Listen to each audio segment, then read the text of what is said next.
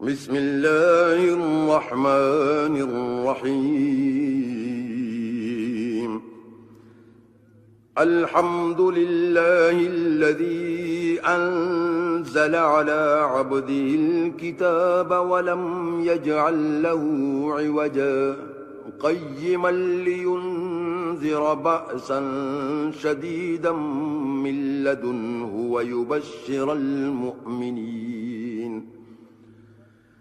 ويبشر المؤمنين الذين يعملون الصالحات أن لهم أجرا حسنا ماكثين فيه أبدا وينذر الذين قالوا اتخذ الله ولدا ما لهم به من علم ولا لآبائهم كبرت كلمة تخرج من أفواههم إن يقولون إلا كذبا فلعلك باخع نفسك على آثارهم إن لم يؤمنوا بهذا الحديث أسفا إنا جعلنا ما على الأرض زينة لها لنبلوهم أيهم أحسن عملا وإنا لجاعلون ما عليها صعيدا جرزا أم حسبت أن أصحاب الكهف والرقيم كانوا من آياتنا عجبا إذ أوى الفتية إلى الكهف فقالوا ربنا آتنا من لدنك رحمة وهيئ لنا من أمرنا رشدا فضربنا على آذانهم في الكهف سنين عددا ثم بعثناهم لنعلم أي الحزبين أحصى لما لبثوا أمدا نحن نقص عليك نبأهم بالحق إنهم فتية آمنوا بربهم وزدناهم هدى وربطنا على قلوبهم إذ قاموا فقالوا ربنا رب السماوات والأرض لن ندعو من دونه إلها لقد قلنا إذا شططا هؤلاء قومنا اتخذوا من دونه آلهة لولا يأتون عليهم بسلطان بين فمن أظلم ممن افترى على الله كذبا وإذ اعتزلتموهم وما يعبدون إلا الله فأووا إلى الكهف ينشر لكم ربكم من رحمته ويهيئ لكم من أمركم مرفقا وترى الشمس إذا طلعت تزاور عن كهفهم ذات اليمين وإذا غربت تقرضهم ذات الشمال وهم في فجوة منه ذلك من آيات الله من يهد الله فهو المهتد ومن يضلل فلن تجد له وليا مرشدا وتحسبهم أيقاظا وهم رقود ونقلبهم ذات اليمين وذات الشمال وكلبهم باسط ذراعيه بالوصيد لو اطلعت عليهم لوليت منهم فرارا ولملئت منهم رعبا وكذلك بعثناهم ليتساءلوا بينهم قال قائل منهم كم لبثتم قالوا لبثنا يوما أو بعض يوم قالوا ربكم أعلم بما لبثتم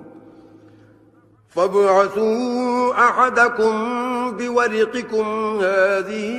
إلى المدينة فلينظر أيها أزكى طعاما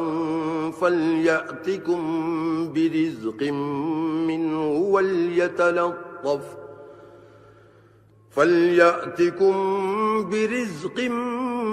وليتلطف ولا يشعرن بكم أحدا إنهم إن يظهروا عليكم يرجموكم أو يعيدوكم في ملتهم ولن تفلحوا إذن أبدا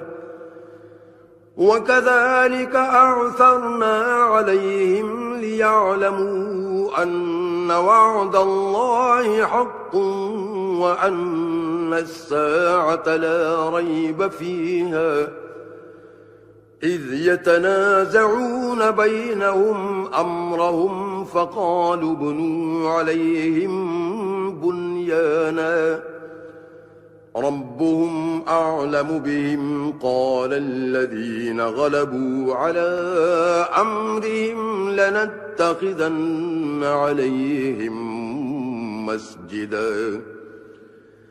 سيقولون ثلاثة رابعهم كلبهم ويقولون خمسة سادسهم كلبهم رجما بالغيب ويقولون سبعة وثامنهم كلبهم قل ربي أعلم بعدتهم ما يعلمهم إلا قليل فلا تمار فيهم إلا مراء ظاهرا ولا تستفت فيهم منهم أحدا ولا تقولن لشيء إني فاعل ذلك غدا إلا أن يشاء الله واذكر ربك إذا نسيت وقل عسى أن يهديني ربي لأقرب من هذا رشدا ولبثوا في كهفهم 300 سنين وازدادوا 9 قل الله أعلم بما لبثوا له غيب السماوات والأرض أبصر به وأسمع ما لهم من دونه من ولي ولا يشرك في حكمه أحدا واتل ما أوحي إليك من كتاب ربك لا مبدل لكلماته ولن تجد من دونه ملتحدا واصبر نفسك مع الذين يدعون ربهم بالغداة والعشي يريدون وجهه ولا تعد عيناك عنهم تريد زينة الحياة الدنيا ولا تطع من أغفلنا قلبه عن ذكرنا واتبع هواه وكان أمره فرطا وقل الحق من ربكم فمن شاء فليؤمن ومن شاء فليكفر إنا أعتدنا للظالمين نارا أحاط بهم سرادقها وإن يستغيثوا يغاثوا بماء كالمهل يشوي الوجوه بئس الشراب وساءت مرتفقا إن الذين آمنوا وعملوا الصالحات إنا لا نضيع أجر من أحسن عملا أولئك لهم جنات عدن تجري من تحتهم الأنهار يحلون فيها من أساور من ذهب ويلبسون ثيابا خضرا من سندس وإستبرق متكئين فيها على الأرائك نعم الثواب وحسنت مرتفقا واضرب لهم مثلا رجلين جعلنا لأحدهما جنتين من أعناب وحففناهما بنخل وجعلنا بينهما زرعا كلتا الجنتين آتت أكلها ولم تظلم منه شيئا وفجرنا خلالهما نهرا وكان له ثمر فقال لصاحبه وهو يحاوره أنا أكثر منك مالا وأعز نفرا ودخل جنته وهو ظالم لنفسه قال ما أظن أن تبيد هذه أبدا وما أظن الساعة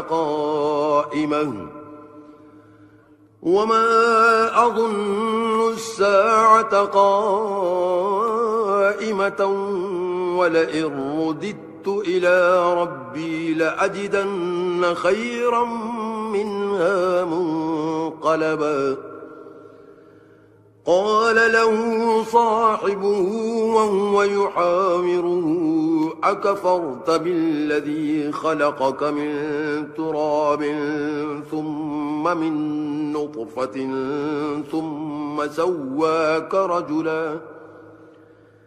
لكن هو الله ربي ولا أشرك بربي أحدا ولولا إذ دخلت جنتك قلت ما شاء الله لا قوة إلا بالله إن ترني أنا أقل منك مالا وولدا فعسى ربي أن يؤتيني خيرا من جنتك ويرسل عليها حسبانا من السماء فتصبح صعيدا زلقا أو يصبح ماؤها غورا فلن تستطيع له طلبا وأحيط بثمره فأصبح يقلب كفيه على ما أنفق فيها وهي خاوية على عروشها ويقول يا ليتني لم أشرك بربي أحدا ولم تكن له فئة ينصرونه من دون الله وما كان منتصرا هنالك الولاية لله الحق هو خير ثوابا وخير عقبا واضرب لهم مثل الحياة الدنيا كماء أنزلناه من السماء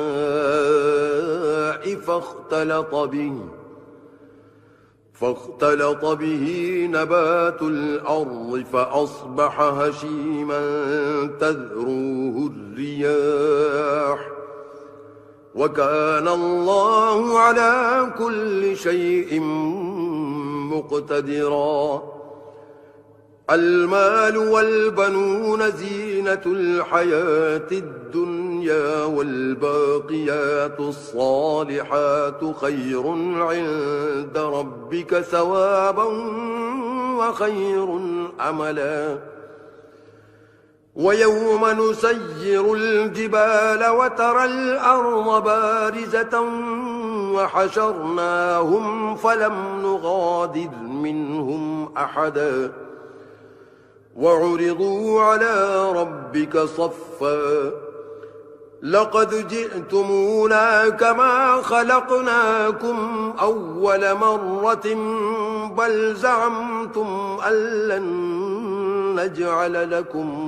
موعدا.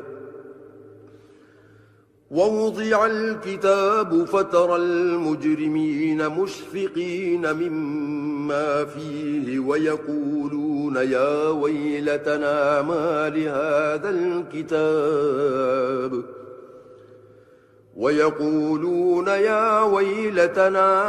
لهذا الكتاب لا يغادر صغيرة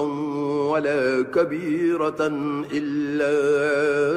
أحصاها ووجدوا ما عملوا حاضرا ولا يظلم ربك أحدا. وإذ قلنا للملائكة اسجدوا لآدم فسجدوا إلا إبليس كان من الجن ففسق عن أمر ربه أفتتخذونه وذريته أولياء من دوني وهم لكم عدو بئس للظالمين بدلا. ما أشهدتهم خلق السماوات والأرض ولا خلق أنفسهم وما كنت متخذ المضلين عضدا. ويوم يقول نادوا شركائي الذين زعمتم فدعوهم فلم يستجيبوا لهم وجعلنا بينهم موبقا. ورأى المجرمون النار فظنوا أنهم مواقعوها ولم يجدوا عنها مصرفا. ولقد صرفنا في هذا القرآن للناس من كل مثل وكان الإنسان أكثر شيء جدلا. وما منع الناس أن يؤمنوا إذ جاءهم الهدى ويستغفروا ربهم إلا أن تأتيهم سنة الأولين أو يأتيهم العذاب قبلا. وما نرسل المرسلين إلا مبشرين ومنذرين. ويجادل الذين كفروا بالباطل ليدحضوا به الحق واتخذوا آياتي وما أنذروا هزوا. ومن أظلم ممن ذكر بآيات ربه فأعرض عنها ونسي ما قدمت يداه إنا جعلنا على قلوبهم أكنة أن يفقهوه وفي آذانهم وقرا وإن تدعهم إلى الهدى فلن يهتدوا إذا أبدا وربك الغفور ذو الرحمة لو يؤاخذهم بما كسبوا لعجل لهم العذاب بل لهم موعد لن يجدوا من دونه موئلا وتلك القرى أهلكناهم لما ظلموا وجعلنا لمهلكهم موعدا وإذ قال موسى لفتاه لا أبرح حتى أبلغ مجمع البحرين أو أمضي حقبا فلما بلغا مجمع بينهما نسيا حوتهما فاتخذ سبيله في البحر سربا فلما جاوزا قال لفتاه آتنا غداءنا لقد لقينا من سفرنا هذا نصبا قال أرأيت إذ أوينا إلى الصخرة فإني نسيت الحوت وما أنسانيه إلا الشيطان أن أذكره واتخذ سبيله في البحر عجبا قال ذلك ما كنا نبغي فارتدا على آثارهما قصصا فوجدا عبدا من عبادنا آتيناه رحمة من عندنا وعلمناه من لدنا علما قال له موسى هل أتبعك على أن تعلمني مما علمت رشدا قال إنك لن تستطيع معي صبرا وكيف تصبر على ما لم تحط به خبرا قال ستجدني إن شاء الله صابرا ولا أعصي لك أمرا قال فإن اتبعتني فلا تسألني عن شيء حتى أحدث لك منه ذكرا فانطلقا حتى إذا ركبا في السفينة خرقها قال أخرقتها لتغرق أهلها لقد جئت شيئا إمرا قال ألم أقل إنك لن تستطيع معي صبرا قال لا تؤاخذني بما نسيت ولا ترهقني من أمري عسرا فانطلقا حتى إذا لقيا غلاما فقتله قال أقتلت نفسا زكية بغير نفس لقد جئت شيئا نكرا قال ألم أقل لك إنك لن تستطيع معي صبرا قال إن سألتك عن شيء بعدها فلا تصاحبني قد بلغت من لدني عذرا فانطلقا حتى إذا أتيا أهل قرية استطعما أهلها فأبوا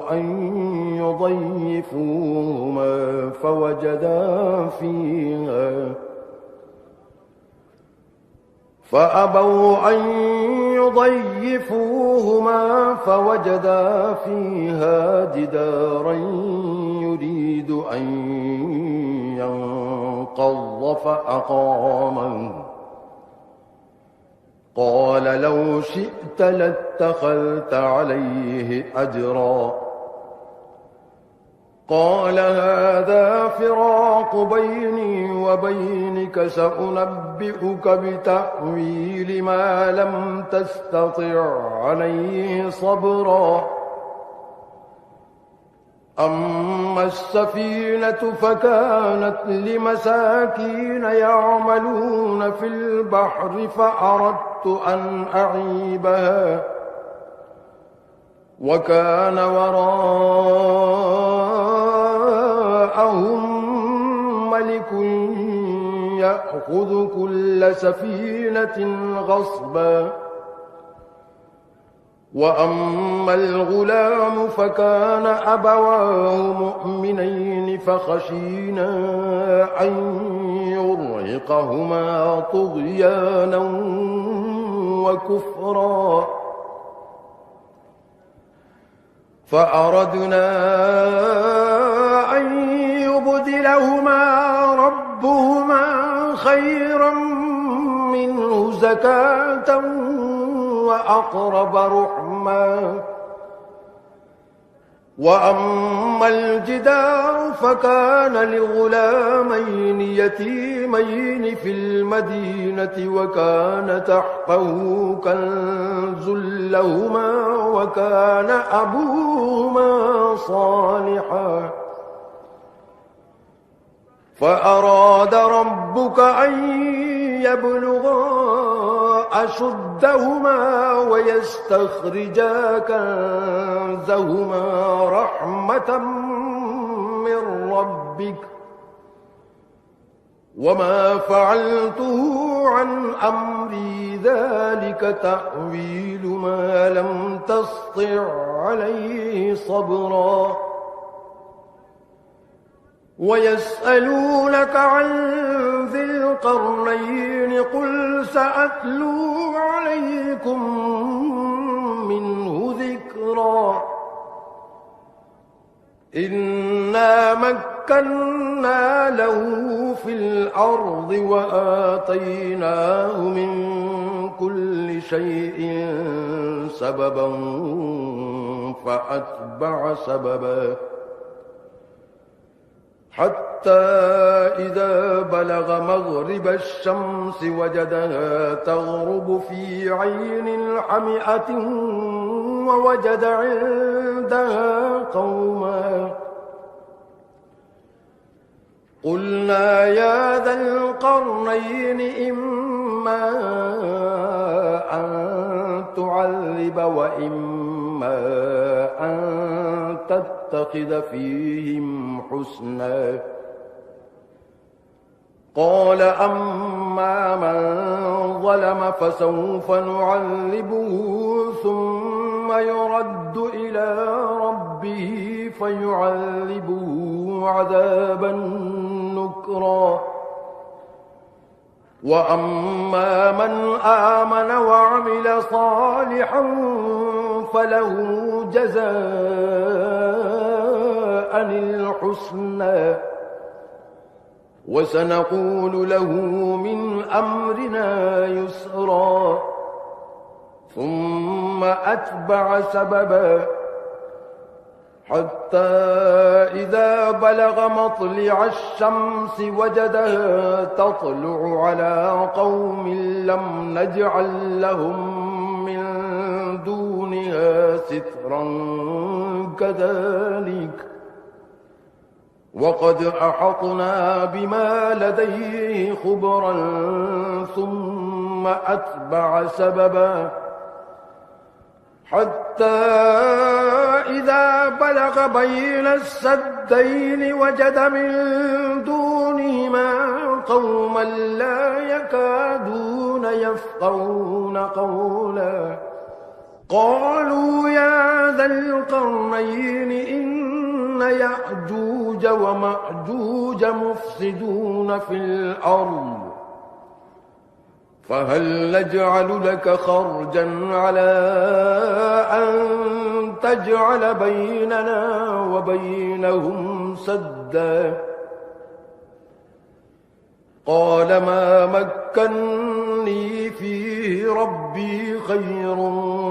فأعينوني بقوة أجعل بينكم وبينهم ردما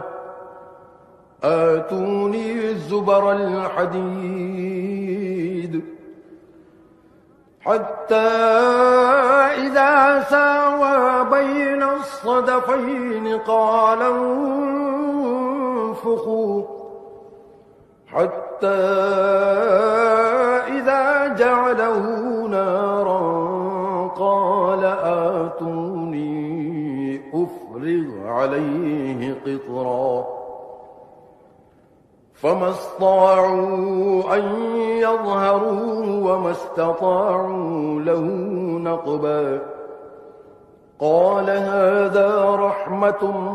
من ربي فإذا جاء وعد ربي جعله دكا وكان وعد ربي حقا وتركنا بعضهم يومئذ يموج في بعض ونفخ في الصور فجمعناهم جمعا وعرضنا جهنم يومئذ للكافرين عرضا الذين كانت أعينهم في غطاء عن ذكري وكانوا لا يستطيعون سمعا أفحسب الذين كفروا أن يتخذوا عبادي من دوني أولياء إنا أعتدنا جهنم للكافرين نزلا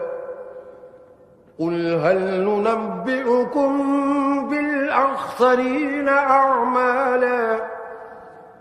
الذين ضل سعيهم في الحياة الدنيا وهم يحسبون أنهم يحسنون صنعا أولئك الذين كفروا بآيات ربهم ولقائه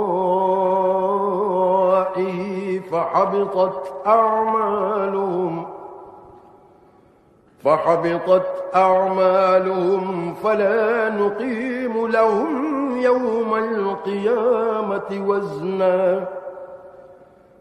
ذلك جزاؤهم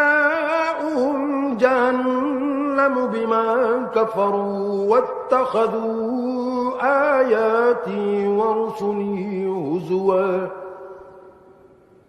إن الذين آمنوا وعملوا الصالحات كانت لهم جنات الفردوس نزلا خالدين فيها لا يبغون عنها حولا قل لو كان البحر مدادا لكلمات ربي لنفد البحر قبل أن تنفد كلمات ربي ولو جئنا بمثله مددا قل إنما أنا بشر مثلكم يوحى إلي أنما إلهكم إله واحد فمن كان يرجو لقاء ربه فليعمل عملا صالحا ولا يشرك بعبادة ربه أحدا.